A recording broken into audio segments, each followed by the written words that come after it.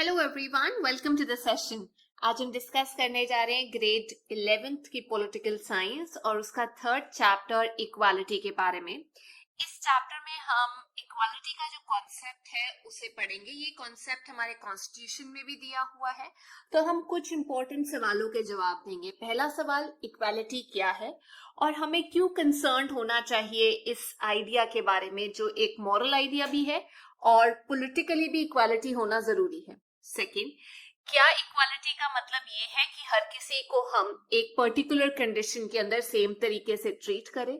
तीसरा, हम जो 3 डिफरेंट डायमेंशंस है इक्वालिटी के, पॉलिटिकल, इकोनॉमिक, सोशल, उनके बीच में कैसे डिस्टिंग्विश कर सकते हैं। तो इन सब चीजों को समझाने के लिए बहुत सारे कॉन्सेप्ट्स हैं जो हम पढ़ेंगे, जैसे सोशलिज्म, मार्क्स ने दिया मार्क्सिज्म, लिबरलिज्म के बारे में और फेमिनिज्म के बारे में आज हम इस चैप्टर में पढ़ेंगे। तो शुरू करते हैं सबसे पहले कॉन्सेप्ट के साथ, व्हाई डज इक्वालिटी मैटर। आखिर ये मैटर ही क्यों करती है। देखिए, इक्वालिटी एक पावरफुल मॉरल और पॉलिटिकल आइडिया है जो इंस्पायर करता है ह्यूमन सोसाइटी को और करता आया है बहुत सारी सदियों से, सेंचुरीज से। हर रिलीजन में, हर फेथ में कहीं ना कहीं इक्वालिटी की बात की ही गई है और हर भगवान जो है वो इक्वालिटी में मानते ही थे। अब जो पॉलिटिकल आइडिया है इक्वालिटी का, वो ये कहता है कि सारे ह्यूमन बीइंग्स इक्वल हैं, बराबर हैं, किसी में भेदभाव नहीं करना, जेंडर को लेके, कलर को लेके, रेस या नेशनैलिटी को लेके। ये कहता है कि हर ह्यूमन बीइंग को इक्वल कंसिडरेशन और रिस्पेक्ट मिलनी चाहिए। क्यों मिलनी चाहिए? क्योंकि हम सबको एक कॉमन थ्रेड आपस में पिरोता है, वो है ह्यूमैनिटी का थ्रेड। तो ह्यूमैनिटी के आधार पे हम यूनिवर्सली एक दूसरे से कनेक्टेड हैं, जिसके लिए इक्वालिटी का होना बहुत जरूरी है। इक्वालिटी का ही आइडिया लिया गया है यूनिवर्सल ह्यूमन राइट्स के बारे में बात करने के लिए, जो पूरे यूनिवर्स में है, और साथ ही साथ क्राइम अगेंस्ट ह्यूमैनिटी के बारे में बात करने के लिए भी इक्वालिटी के कॉन्सेप्ट की बात की गई है। इसी नोशन को आज की डेट में यूज किया जाता है एज अ स्लोगन, ताकि लोग, अगर स्टेट या कंट्री या गवर्नमेंट कुछ गलत कर रही है या सोशल इंस्टीट्यूट कुछ गलत कर रहे हैं, इनइक्वालिटी क्रिएट कर रहे हैं रैंक के बेसिस पे, पैसे के बेसिस पे, प्रिविलेज के बेसिस पे, तो उसको फाइट करने के लिए इक्वालिटी का ही कार्ड प्ले किया जाता है। 18th सेंचुरी में, मतलब 1701 से लेके 1799 के बीच का जो दौर था, तब फ्रेंच रेवोल्यूशन हुई थी और उनका मेन स्लोगन था लिबर्टी, आजादी, इक्वालिटी एंड फ्रेटर्निटी। फ्रेटर्निटी का मतलब होता है भाईचारा। ये 3 चीजें चाहिए हमें फ्यूडल एरिस्टोक्रेसी, जो किंग, क्वीन, जो मोनार्क है और उनके जो लोग हैं, उनसे हमें लिबर्टी, इक्वालिटी और फ्रेटर्निटी चाहिए। उसके बाद जब कॉलोनियल पीरियड आया तो उसमें डिमांड उठी कि हमें लिबरेशन की बात करनी है, आजादी की बात करनी है, इक्वालिटी की बात करनी है। जब हम अपने आप को आजाद करवाना चाहते हैं तो इक्वालिटी होना बहुत जरूरी है, और ये डिमांड खास तौर पे उठ रही थी कंट्रीज लाइक एशिया और अफ्रीका के अंदर। उसके बाद ये जो स्ट्रगलिंग ग्रुप्स थे, जो खास तौर पे मार्जिनलाइज्ड सेक्शन थे, जिनको ज्यादा इंपॉर्टेंस नहीं दी गई थी, जैसे विमेन हो गए, दलित्स हो गए, वो आज की डेट में इक्वालिटी की बात करते हैं। और आज की डेट में इक्वालिटी एक एक्सेप्टेड आइडिया है, जो कॉन्स्टिट्यूशनली भी एक्सेप्ट किया गया है और उसके ऊपर कानून भी बनाए गए हैं। देखिए, बोलने से ज्यादा बेटर है कि आप उसके ऊपर कानून बना दें ताकि उसकी सुरक्षा की जाए, उस आधार पे लोगों को चलाया जा सके। अभी तक हमने इक्वालिटी की बात कितनी बार की, वुमेन के लिए, दलित के लिए, फ्रेंच रेवोल्यूशन में, कॉलोनियल पीरियड में, हर जगह हम लोगों को इवन ह्यूमन राइट्स के लिए इक्वालिटी की बात हो रही है। लेकिन आप जान के हंसेंगे कि हर जगह इक्वालिटी की बात हो रही है, लेकिन सोसाइटी के अंदर हर जगह पे इनइक्वालिटी है। तो ये तो एक आप कह सकते हैं फ्लिप साइड है, पैराडॉक्स है कि कह कुछ और रहे हैं, हो कुछ और रहा है, सच कुछ और है। जैसे आप अपनी कंट्री की बात करें तो वहां आप देखेंगे कि स्लम्स है, झुग्गियां हैं, और साथ में पैरेलल इतने लग्जूरियस घर बने हुए, स्कूल बने हुए world class, air condition classroom है, लेकिन कई बच्चे जो हैं वो बेसिक मीन्स नहीं अटेन कर पा रहे कि वो स्कूल जा सके। पीने के लिए उनके पास पानी नहीं है, लेकिन लोगों ने अपने घरों में फाउंटेन लगाए हुए हैं। लोग खाना वेस्ट करते हैं शादियों पे, और दूसरी साइड देखो कि लोग स्टार्व कर रहे हैं, उनको माल न्यूट्रिशन हो रहा है, खाना खाने को मिल ही नहीं रहा। इतने डिफरेंसेस देखने को मिलते हैं। लॉ प्रॉमिस करता है कि हम इक्वालिटी देंगे, लेकिन आसपास जब हम देखें तो इनइक्वालिटी इनइक्वालिटी है। मतलब सिर्फ लिखने से कोई चीज इक्वालिटी जो है वो एग्जिस्ट नहीं करने लगेगी। आपको आपकी बुक के अंदर एक फैक्ट शीट दी हुई है जो ग्लोबल लेवल पे इनइक्वालिटीज है। मैं आपको बता देती हूँ, जो टॉप 50 इंडिविजुअल्स है अमीर इस दुनिया के, वर्ल्ड के, उनके पास कंबाइंड इनकम इतनी है जितनी पुअरेस्ट 40 करोड़ लोगों की है। ये छोड़ो, सेकंड पॉइंट, जो पुअरेस्ट 40% वर्ल्ड की पॉपुलेशन है वो सिर्फ 5% वर्ल्ड इनकम कमा रही है या रख रही है, और जो रिचेस्ट 10% है वर्ल्ड की पॉपुलेशन वो 54% ग्लोबल इनकम कंट्रोल कर रही है। इसे भी छोड़ो, जो फर्स्ट वर्ल्ड कंट्रीज हैं जहां पर इंडस्ट्रीज हैं, जैसे नॉर्थ अमेरिका हो गया, वेस्टर्न यूरोप हो गया, वहां पर वर्ल्ड की सिर्फ 25% पॉपुलेशन है, पर उनके पास 86% वर्ल्ड की इंडस्ट्रीज है। जो कंज्यूमर्स हैं वो वर्ल्ड की एनर्जी के, वो 80% है। सबसे ज्यादा प्रदूषण मतलब वही करते हैं वहां पर, इंडस्ट्रीज भी वहां पर है, पॉपुलेशन भी कम है। पर कैपिटा, पर इंसान के बेसिस की बात की जाए तो जो रेजिडेंट है, नागरिक है एडवांस्ड कंट्रीज का, वो 3 गुना ज्यादा पानी यूज करता है, 10 गुना ज्यादा एनर्जी यूज करता है, 13 टाइम्स ज्यादा आयरन एंड स्टील कंज्यूम करता है, 14 टाइम्स ज्यादा पेपर कंज्यूम करता है एक नागरिक जो चाइना और इंडिया से कंपेयर किया जाए। मतलब इतना डिफरेंस है फर्स्ट वर्ल्ड कंट्रीज और कंट्री लाइक इंडिया और चाइना में। जो प्रेगनेंसी की वजह से डेथ होती है, नाइजीरिया में एक डेथ होती है 18 केसेस में। अगर आप एडवांस कंट्री जैसे कनाडा की बात करें, वहां पे जो डेथ रेट है प्रेगनेंसी की वजह से वो है 1 in 8700 केसेस। जो इंडस्ट्रियल कंट्रीज है, जिसे फर्स्ट वर्ल्ड कंट्रीज बोलते हैं, ग्लोबल एमिशन जितना होता है कार्बन डाइऑक्साइड का फॉसिल फ्यूल से, वो 2/3 एमिट कर रही है। एक कोटा दिया गया आज की डेट में कि हर कंट्री कितना एमिट कर सकता है। तो इसी चीज से बचने के लिए वो चाहते हैं कि हमारे देशों में जहां 3/4 सल्फर भी एमिट हो रहा है, नाइट्रोजन डाइऑक्साइड भी एमिट हो रही है, जो एसिड रेन प्रोड्यूस कर रही है, बेहतर है कि ये पोल्यूशन जो है डेवलप्ड कंट्रीज की जगह डेवलपिंग कंट्रीज में इंडस्ट्री सेटअप करके लगाया जाए। तो आज की डेट में वही हो रहा है, पोल्यूशन की वजह से डेवलपिंग कंट्रीज सफर कर रही हैं। इसे भी छोड़ो, इनइक्वालिटी का केस इंडिया में देखते हैं। अगर आप टेबल देखेंगे आपको दिखाई देगा रूरल और अर्बन फैमिलीज के बीच में जो इलेक्ट्रिसिटी कनेक्शन है वो कितना डिफरेंस है। टैप वाटर कितने घरों को मिल रहा है रूरल और अर्बन फैमिलीज में, बाथरूम जो घरों में है वो कितने केस है, तभी तो ओपन डेफिकेशन हो रहा है।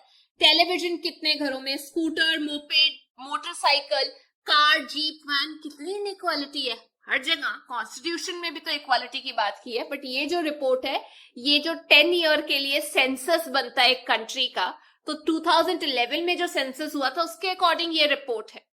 तो हम ये पैराडॉक्स देख चुके हैं कि हर जगह एक्सेप्ट किया जाता है आइडिया इक्वालिटी का, लेकिन हर जगह हम एनकाउंटर करते हैं, हम फेस करते हैं इनइक्वालिटी। इस पूरी दुनिया में अनइक्वल वेल्थ की डिस्ट्रीब्यूशन है, अपॉर्चुनिटीज अनइक्वल है, वर्क सिचुएशन अनइक्वल है, पावर कंजम्पशन अनइक्वल है। तो क्या हमें कंसर्न नहीं होना चाहिए as a political science student, इस इनइक्वालिटी को देख के हमें कुछ करना नहीं चाहिए? ये सारी चीजें क्या ये परमानेंट है? क्या ये चेंज नहीं हो सकती? क्या ये डिफरेंस ऐसे ही है? क्या ये डिफरेंस जेन्युइन है कि टैलेंट के बेसिस पे लोग सफर कर रहे हैं, या वो कितना सोसाइटी में कंट्रीब्यूट कर रहे हैं उसके बेसिस पे सफर कर रहे हैं, या वो कितने प्रॉस्परस है उस बेसिस पे है ये डिफरेंस? या ये जो डिफरेंसेस है ये इस वजह से है कि रूल्स कैसे चलते आ रहे थे, सोसाइटी में उनकी पोजीशन कैसे थी, इतने साल तक उन्होंने क्या सफर किया? Are you getting the point कि ये जो डिफरेंसेस हैं ये सोसाइटी ने इम्पोज किए हैं या उनके टैलेंट के बेसिस पे उनको जो मिलना चाहिए वो मिला है? तो इन सब सवालों के जो जवाब है वो हम इस चैप्टर में पढ़ने की कोशिश करेंगे।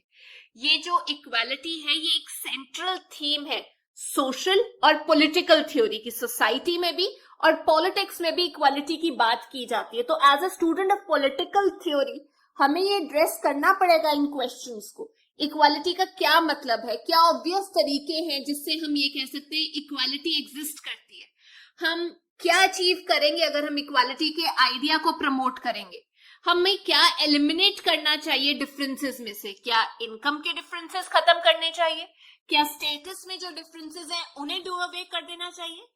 मतलब कहने का ये कि किस तरीके की इक्वालिटी हम ढूंढ रहे हैं, हम किस तरीके की इक्वालिटी को परस्यू करना चाहते हैं। तो आज की डेट में इक्वालिटी के कॉन्सेप्ट में ये सारे क्वेश्चंस पूछे जाते हैं कि किस तरीके के लोगों को एग्जैक्टली सेम तरीके से ट्रीट करना चाहिए। क्या सोसाइटी डिसाइड करेगी कि कौन से डिफरेंसेस हैं ट्रीटमेंट के अंदर, कौन से एक्सेप्टेबल है, कौन से एक्सेप्टेबल नहीं है। क्या पॉलिटिक्स या पॉलिटिकल लीडर्स ये डिसाइड करेंगे कि सोसाइटी इगैलिटेरियन कैसे होगी। इगैलिटेरियन मतलब सबके इक्वल राइट्स और सबको बराबर इंपॉर्टेंस दी जाए।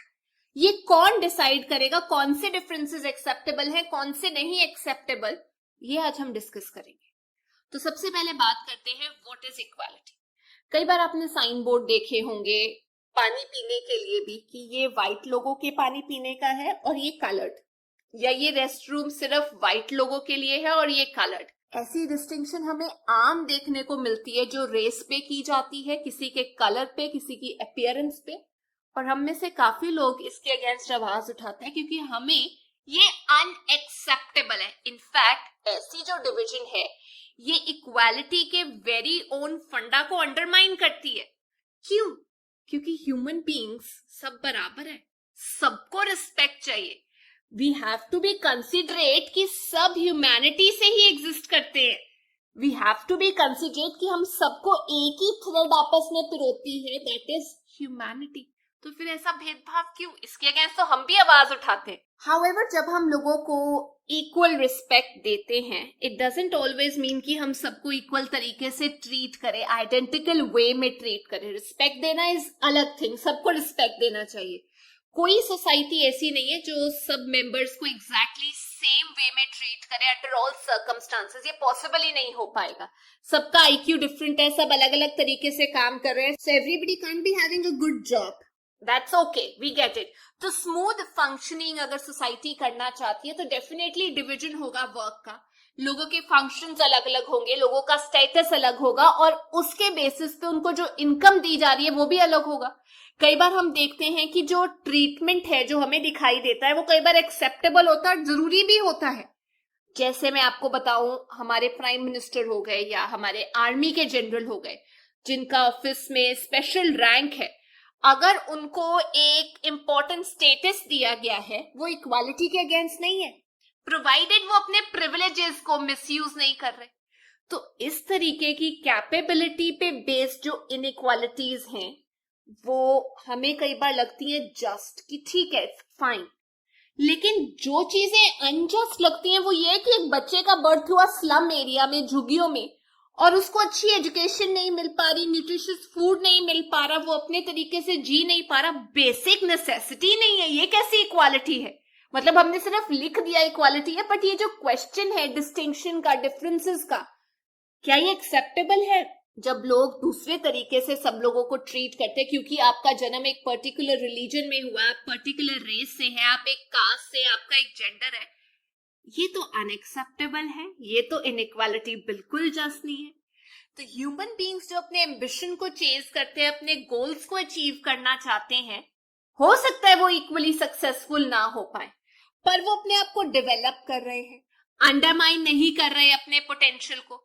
कुछ लोग जो हैं अच्छे क्रिकेटर्स बन जाएंगे, कुछ अच्छे म्यूजिशियन बन जाएंगे, कुछ इतने उस फील्ड में अच्छे नहीं हो पाएंगे। वो अपने टैलेंट और कंसिस्टेंसी की वजह से वहां तक पहुंचे, कमिटमेंट थी उनकी कि मैंने यहां तक पहुंचना है। तो जो आइडिया है इक्वालिटी का, उसका मतलब ये नहीं है कि हर तरीके के डिफरेंसेस एलिमिनेट कर दो। It doesn't mean that. इसका मतलब ये है कि हर किसी को एक लेवल प्लेइंग फील्ड दिया जाए, बेसिक नेसेसिटी तो दी जाए जिससे वो अपने आप को जितना अपना पोटेंशियल है उस हिसाब से ग्रो कर पाए। सो इससे हम ये कह सकते हैं कि जो हमें ट्रीटमेंट मिलता है या हम किसी को देते हैं, जो हमें अपॉर्चुनिटी मिलती है, वो बराबर होनी चाहिए। It shouldn't be pre determined कि मेरा बर्थ इस सोसाइटी में हुआ है, इस कास्ट में हुआ है, ये मेरे सोशल सर्कमस्टांसेस थे तो I will be better off और I will be treated like other people. दूसरी चीज, इक्वालिटी ऑफ अपॉर्चुनिटी की बात करते हैं। अब जो कॉन्सेप्ट है इक्वालिटी का, उसका मतलब ये है कि सब लोग, सब ह्यूमन बीइंग्स को सेम राइट, सेम अपॉर्चुनिटी मिलनी चाहिए ताकि वो अपने स्किल को, अपने टैलेंट को ग्रो करवा सके, डेवलप कर सके और साथ में अपने गोल और एम्बिशंस को पूरा कर सके। लेकिन हमने अभी 2 मिनट पहले पढ़ा था कि एक बच्चा जो एक गरीब सोसाइटी में पैदा हुआ, उसके पास अपने टैलेंट, अपने स्किल को ग्रो करवाने के लिए वो मींस है ही नहीं है। सो इसका मतलब ये है कि सोसाइटी में लेवल प्लेइंग फील्ड है? बिल्कुल भी नहीं। हम ये कह सकते हैं कि लैक ऑफ इक्वालिटी जो थी स्टेटस में, वेल्थ में, प्रिविलेज में, वो एक सिग्निफिकेंट फैक्टर था जिसकी वजह से बच्चा जो है वो ग्रो नहीं कर पाया। तो जब मैं बात करती हूँ इक्वालिटी ऑफ अपॉर्चुनिटी की, तो इसका मतलब ये है कि इररिस्पेक्टिव कि किसी के पास मींस है या नहीं, आप जिसके पास मींस नहीं है उसे वो बेसिक मींस से एक्सेस दीजिए, एजुकेशन दीजिए, गुड्स दीजिए, हेल्थ केयर, हाउसिंग दीजिए, ताकि हम एक इक्वालिटेरियन सोसाइटी बना सके। अनजस्ट सोसाइटी होगी अगर हम किसी को पुश नहीं कर पा रहे और जो लोग तरक्की पे है, अच्छी पोजीशन पे, वो आगे बढ़ रहे हैं। आई होप आप लोगों को इतना कॉन्सेप्ट क्लियर हो गया होगा कि इक्वालिटी ऑफ अपॉर्चुनिटी का क्या मतलब है, कि अपने गोल्स और एम्बिशंस को परस्यू करने के लिए, अपने स्किल्स और टैलेंट्स को डेवलप करने के लिए, जो जो बनना चाहता है वो अचीव करने के लिए सोसाइटी को या गवर्नमेंट को एक मीन्स देना चाहिए लोगों को, जिसको वो एक्सेस करें और अपने गोल्स अचीव कर सके। तो ये थी आज की क्लास। हम पार्ट 2 में नेक्स्ट हाफ करेंगे चैप्टर का। बट अगर आपको ये वीडियो अच्छी लगी तो please make sure you like, share and subscribe. Will meet next. Till then take care, bye bye.